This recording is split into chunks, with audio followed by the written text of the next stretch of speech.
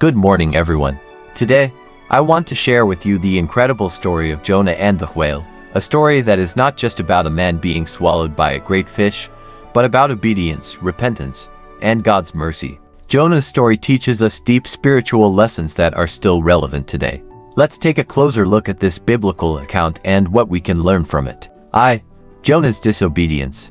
The story begins in Jonah 1:1-3, when God commands Jonah, a prophet, to go to Nineveh, a wicked city, and preach repentance. However, Jonah does something surprising. He runs in the opposite direction.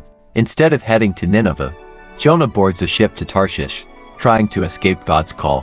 Why did Jonah disobey? The people of Nineveh were Israel's enemies, and Jonah did not want them to receive God's mercy.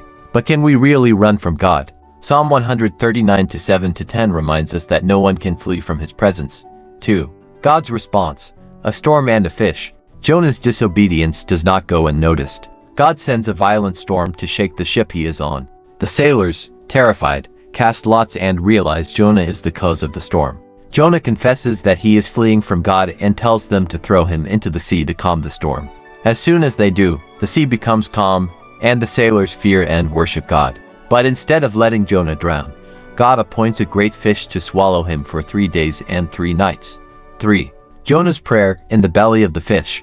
Inside the belly of the fish, Jonah finally prays. Jonah 2.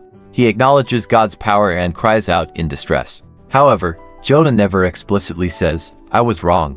His prayer is more about thanksgiving than repentance. God, in his mercy, commands the fish to vomit Jonah onto dry land. 4. Jonah's second chance and Nineveh's repentance. After being given a second chance, Jonah finally obeys and goes to Nineveh. He preaches a simple message, "Yet 40 days, and Nineveh shall be overthrown." Jonah 3-4. To his surprise, the entire city repents from the king to the lowest servant. Even the animals are covered in sackcloth. Seeing their repentance, God spares Nineveh. Jonah's wrong attitude toward God's mercy. Despite witnessing an incredible revival, Jonah is angry that God spared the Ninevites. He complains to God, saying he knew this would happen because God is gracious and merciful. Jonah 4:2. Jonah sits outside the city, hoping for its destruction, but God uses a plant to teach him a lesson about compassion. If Jonah could feel sorrow over a plant dying, should he not care about 120,000 people perishing? Lessons from Jonah's story. You cannot run from God. No matter where we go, God's presence is everywhere. God's mercy is for all people, even those we dislike or consider enemies. Obedience is better than sacrifice. It is always better to obey God than to suffer the consequences of disobedience. Our hearts must align with God's. Jonah obeyed, but his heart was not in it. God desires not just our actions, but our love and compassion.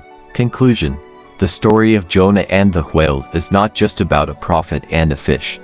It's about God's relentless mercy, our obedience, and his call for us to love even those we think are undeserving. As we reflect on Jonah's story, let's ask ourselves, are we running from God? Do we have the right heart when serving him? And are we willing to share his mercy with others, even those we struggle to love? Thank you, and may we all learn from Jonah's journey.